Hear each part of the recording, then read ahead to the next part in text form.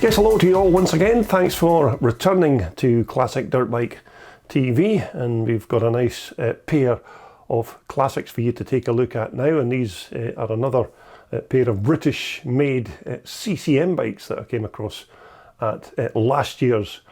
Telford Classic Dirt Bike Show. So we're going to dive straight into that video now and take a look at these lovely pair of Rob Hughes 1974 and 1977 classic CCMs. Okay, so what we're going to take a look at here in this video is another pair of fine looking British-made Alan Clues CCMs, and both of these classics are part of the fantastic Rob Hughes CCM collection, who currently has in his possession a copy of every single CCM model that Alan Clues ever produced, and Rob's compendium of Alan Clues bikes is reputed to be one of the best collection of Clues competition machines, not only here in the UK but possibly in Europe as well. And so this first example that we're going to take a look at is a genuine 1974 500 Grand Prix John Banks replica bike, which, as its title suggests, is a carbon copy of the self-same bike that was ridden by the great John Banks when he was a works rider for Alan Clues in that year. Now, these John Bank replica models could be classed as the 1974 or even the 1975s, because this particular model here was launched halfway through 1974, but these works replica bikes were slightly different from the standard machines in that year, because those customer stock bikes used a black fuel tank and of course the blue fiberglass mudguards and airbox, while of course these John Banks replicas had this aluminium tank, white mudguards, and of course white side panels on the airbox. But this particular bike was still as near as damn it to the bike that John Banks was riding back in 1974. So anyhow, the story of our John Banks replica bike is that it was a complete and original bike that was bought by Rob Hughes, and although it still had all of the correct 1974 components fitted to it, it wasn't in the best of fettle, so this bike was completely stripped down, and every single part was then restored or refurbished. And basically, to get our JB replica back to this kind of condition, it was just simply a case of removing every single part on the bike and then refurbishing, restoring, polishing, or even reworking all of the original parts to make them as good as new once again, before of course then refitting all of the refurbished parts back onto the original CCM chassis. But in actual fact, no brand new parts were required to rebuild this CCM, because all of the bike's original components just required some form of chrome plating, painting, zinc plating, or some other processes to make them like new once again. And the only parts that were actually replaced on this John Banks bike was a brand new pair of period correct tyres, because the 74 originals were just too far gone to be of any use on this refurbished machine. And so essentially this is still an original John Banks replica from 1974, because it does have all of its period correct parts still bolted into place, even although they've all undergone various processes to clean, polish, or even replate certain parts. But this very rare timepiece is more or less identical to what you would have had delivered to you if you were one of the lucky ones who could afford a 74 JB race bike in that year. But this bike's builder, Alec Middleton, is more or less responsible for putting together many of the superb CCMs in Rob Hughes' collection, and Alec's his skill and expertise in the refurbishment and restoration of these Clues classics is absolutely second to none. But Alec did tell me that one of the original parts on this 74 bike that needed some work was the self-contained interspan ignition unit, which needed major work to repair and fit a brand new battery, because the original had failed due to its many years of just lying dormant. So that particular job had to be sent out to a specialist to carry out repairs. But the interspan ignition system for these bikes was a self-contained ignition and battery pack that you just charged up before a race event, and then you just placed it all inside the bike and you were good to go. And that's why when you go to the races, you often see these CCMs with their seats off and wires connected onto a car or maybe van battery, because the owner is in the process of giving his interspan module a little bit of a boost up. Now, at the front end of our Banks replica, the bike still has its original forks and internals, although these again have all been very thoroughly refurbished as per the rest of the parts on the bike. But for 1974, this CCM was still using outside manufacturers for their suspension systems, but in the years to follow, Alan Clues would then go on to design and manufacture his own front suspension systems. And again, as you'd expect, the bike's front and rear brake hubs are still the same parts from 1974, and these have just all been nicely refurbished to look as good as new once again. But certainly seeing one of these 74 John Banks machines with its original Coney dampers still fitted onto it is a very rare thing, because you just don't see these parts nowadays on these kind of CCMs. And you can see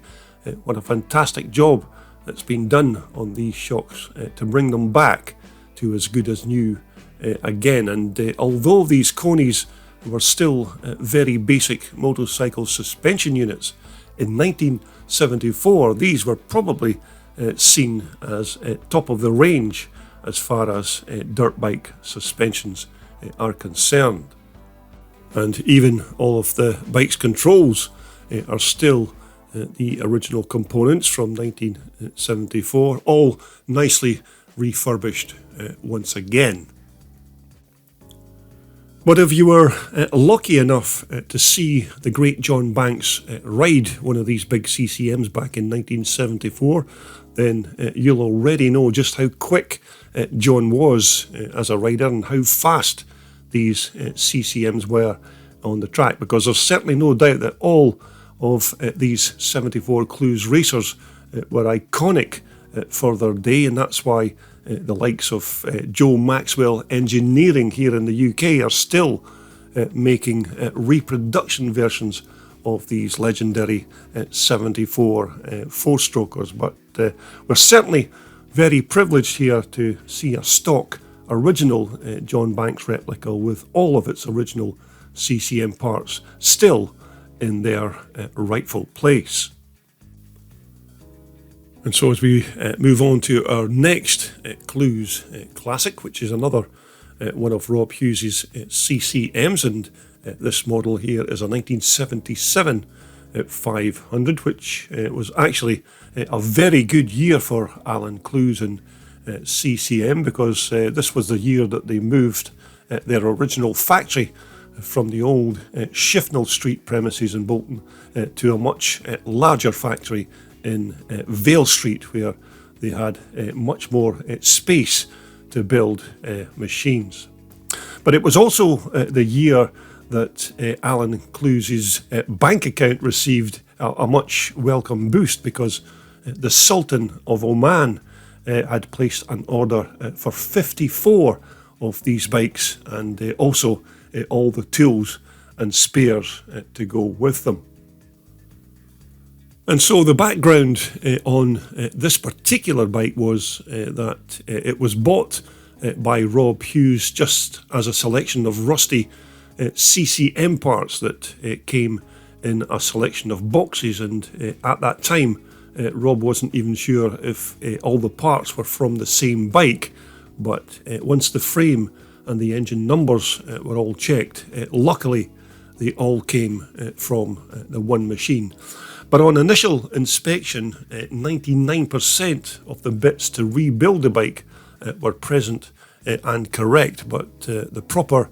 footrests and rear brake lever and an original seat were just 3 of the parts that were missing, but those were soon replaced. But basically, all of the initial work had already been done with the bike, now stripped down and already in pieces, so it was really just a case of restoring or refurbishing all of the parts before then rebuilding the bike. But it's quite well documented that just 150 of these 1977 bikes were actually built in that year, and as I said, the Sultan of Oman bought 54 of them himself because he wanted to start up his own motorcycle display team. So as you can gather, the cash from that big sale to the Sultan certainly put the CCM business on quite a good footing for the rest of that year. But just in case you're interested, in 1977 the works riders for these bikes were John Banks, Vic Eastwood, and of course Big Bob Wright. But one of the other big changes for Alan Cluse in that year was to begin manufacturing his own front suspension for his race bikes, which in the past were usually supplied by outside sources. So these Cluse design forks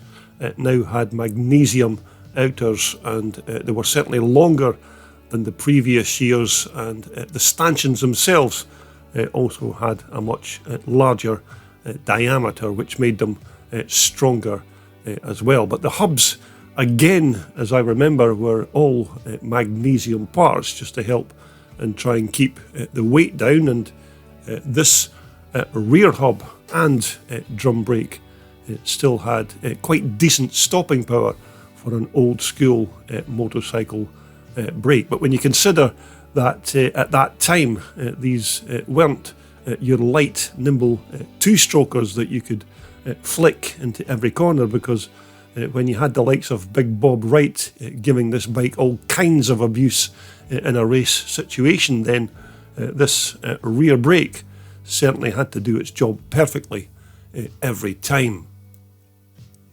But you have to give credit to Alan Cluse and what he actually did with these big B50 BSA motors, because let's not forget, when Alan bought over the failed BSA competition department in the early 1970s, BSA wouldn't give Alan access or even sell him any of the works engines, so he just had to take these relatively docile road bike engines and then rework and then retune them for more power. And when Alan was finished, he turned what was essentially an uninteresting motorcycle power plant into what was now a very potent, powerful works motorcycle engine. But once these big B50 engines had been through the CCM workshops, these engines and of course the CCM bikes were more than quick enough to take on anything two-stroke or four-stroke that Europe or Japan had on offer. And with the likes of our very own Bob Wright and Vic Eastwood in the saddle of one of these big CCMs in the 1970s, then these Clues racers, as I said, were more than a match for any bike on the track. Now, as in our previous 1974 John Banks bike, this 1977 machine again has its original Coney rear shocks bolted onto it, complete with their remote gas and oil reservoirs, which, as you can guess, is an updated suspension system from our previous bike's Coneys. But again, for 1977, these were considered quite outer limits high tech for their day, and it's quite amazing to even see a stock original pair still bolted onto a CCM. But as I said, a very rare sight indeed. But yet more original parts on our 77 500 CCM with these alloy Acront wheels, which were of course fitted to these CCMs in that year, and this front and rear wheels only really required cleaning and polishing before being used on the refurbished bike. And at the control centre of the bike, it still has many of its 77 original parts, although I'd hazard a guess here that the control cables will have been replaced, which is what you'd expect on a 46-year-old bike. But having said that, it still has its stock handlebars and alloy Magura ball end levers, which of course were an original fitting on a lot of dirt bikes from that early 1970s period. And even more amazing is it still having the original 1977 Stadium front and rear mudguards on this bike, which are really parts that you now only see if you look back at old motocross magazines from the 1970s. So where the bike's builder Alec Middleton actually got these parts, I don't exactly know, but even just mentioning the name Stadium certainly brings back memories from that 1970s era when Stadium used to manufacture all kinds of motorcycle parts, including crash helmets as well. But once again, we have the stock 1977 fuel tank on our Rob Hughes bike, which thankfully was unpainted in that year because, in my opinion, you just can't beat a nice piece of polished alloy. But just at the front of the tank there, you can also see the engine oil filler cap because, as you know, these CCM chassis carried the oil inside the frame. But our big B50 engine certainly liked a drink when it was worked hard, but this alloy fuel tank usually held enough gas to keep Bob Wright and Vic Eastwood running at the sharp end of the pack. Now, I know for a fact that all of the bikes in Rob Hughes' collection, this 1977 model, was the one that eluded Rob for many years, and as hard as Rob tried,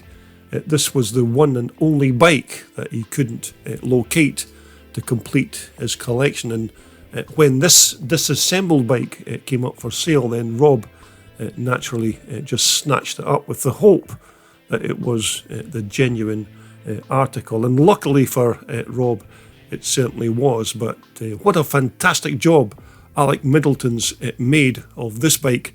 to bring it back to its rightful state and, of course, add the final piece to Rob Hughes' CCM jigsaw puzzle. Okay, so when we come back to Classic Dirt Bike TV, we're going to take a short break from looking at classic two-wheelers to check out this fantastic three-wheeled Rin-Tut Wasp RT8 motocross outfit. And this feature machine here is powered by a 4-cylinder Honda 750 4-stroke motor. So just a short change from our usual vintage two-wheelers to have a look at this wonderful machine. But thanks again for tuning in to Classic Dirt Bike TV, and so for the time being, thanks for watching, and it's goodbye for now.